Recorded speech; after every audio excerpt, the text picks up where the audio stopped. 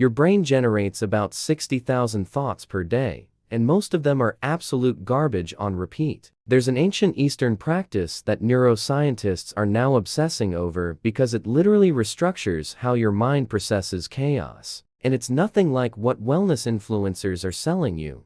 Why? Everything you've tried to calm your mind has actually made it worse. Let's be real about something nobody wants to admit.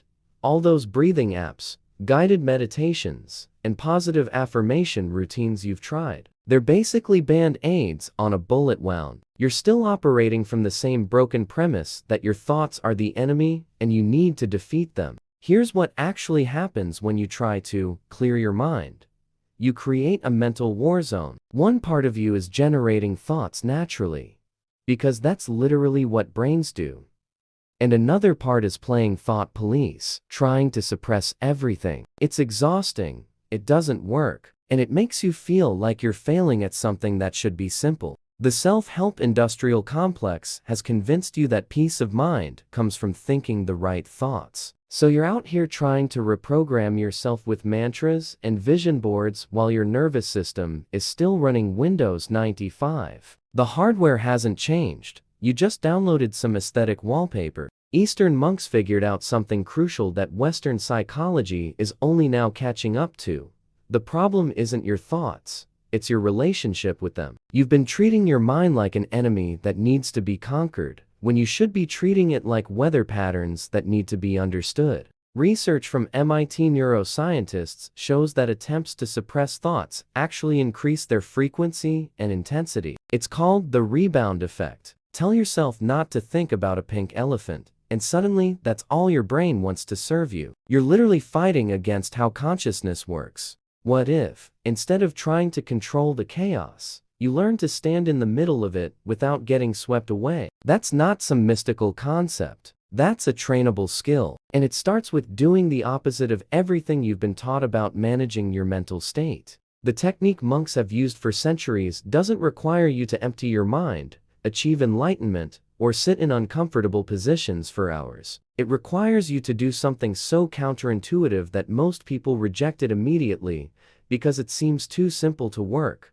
When was the last time you actually felt present instead of lost in mental static? How to dismantle anxiety by doing the one thing your brain doesn't expect. The technique is called Zazen. And before you roll your eyes thinking this is another meditation trend, understand this: it's not about reaching some blissed out state. It's about developing the psychological infrastructure to handle whatever your mind throws at you. Here's the framework. You sit upright, eyes slightly open or closed, and you observe your mental activity like you're watching cars pass on a highway. A thought appears, you acknowledge it exists, and you let it keep moving. No analysis, no engagement, no story building. The critical distinction is that you're not trying to feel better. You're training your brain to stop treating every thought like an emergency broadcast. When anxiety shows up screaming that everything's falling apart, you note it.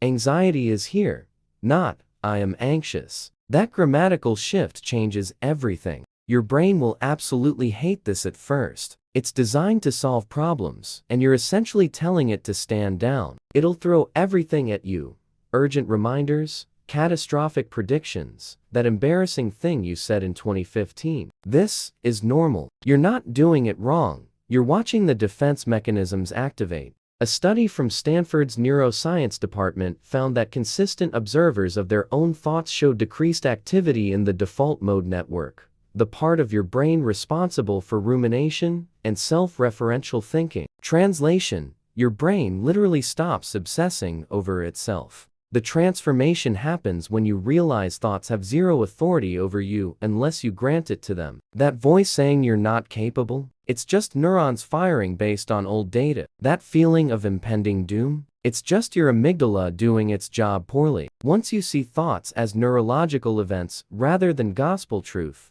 they lose their grip. Within 90 seconds of this practice, your nervous system starts down-regulating. The fight or flight response begins to calm. You're not suppressing anything. You're just refusing to add fuel to the fire. This is the difference between emotional maturity and emotional bypass. What would become possible if your thoughts couldn't hijack your entire day anymore?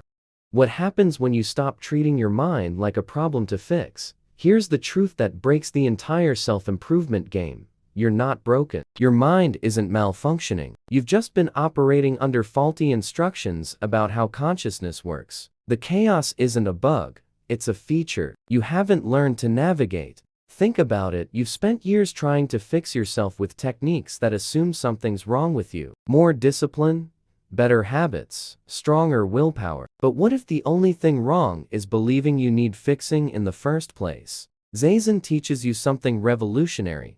You can coexist with discomfort without being destroyed by it. That anxious feeling in your chest, it's just sensation. That intrusive thought about failure, it's just mental activity. Neither one requires you to do anything about it. This is where people get it twisted. They think acceptance means resignation or giving up. It's the opposite. When you stop fighting your internal experience, you free up massive amounts of energy that were being wasted on resistance. That energy becomes available for actual productive action. Researchers at Yale found that practitioners of non-reactive awareness show increased activity in brain regions associated with attention and sensory processing, while showing decreased activity in areas associated with self-focus and narrative thinking. Your brain literally rewires from "everything is about me and my problems" to "I'm observing what's happening." The monks weren't trying to achieve some permanent state of Zen. They were building the capacity to remain stable regardless of what's happening internally or externally. That's real power. Not the power to control everything, but the power to not be controlled by anything.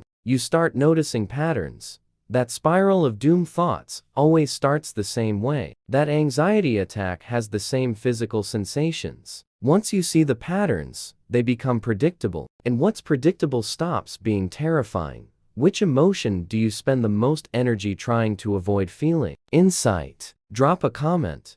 What feeling scares you the most when it shows up? Hit that like button if this perspective is clicking, and subscribe. Because we're just getting started on dismantling mental programming, how to interrupt a mental breakdown in real time using this protocol. Let's get tactical, because philosophy without application is just intellectual entertainment. You need a protocol you can deploy when your mind decides to stage a coup in the middle of your workday, relationship, or random Tuesday afternoon. Here's the emergency intervention.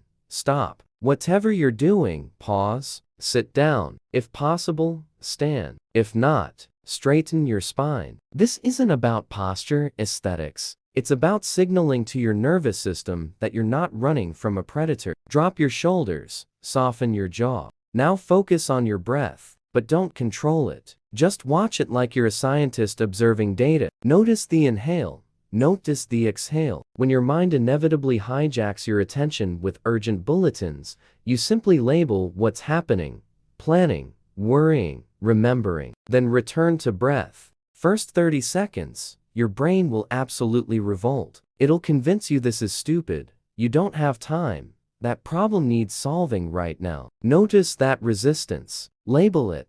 Resistance is here. Don't argue with it. Don't believe it.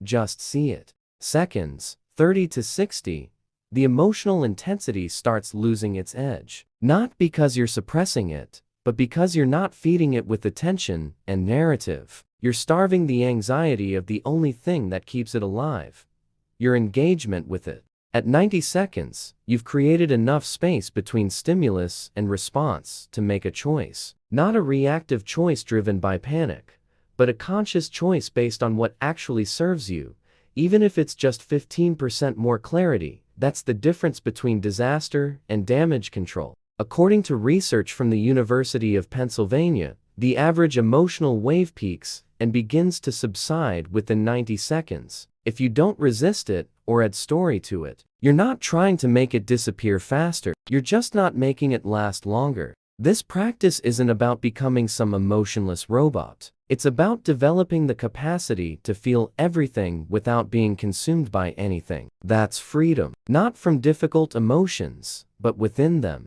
Every time you practice this, you're literally building new neural pathways. You're training your brain that not every thought requires action.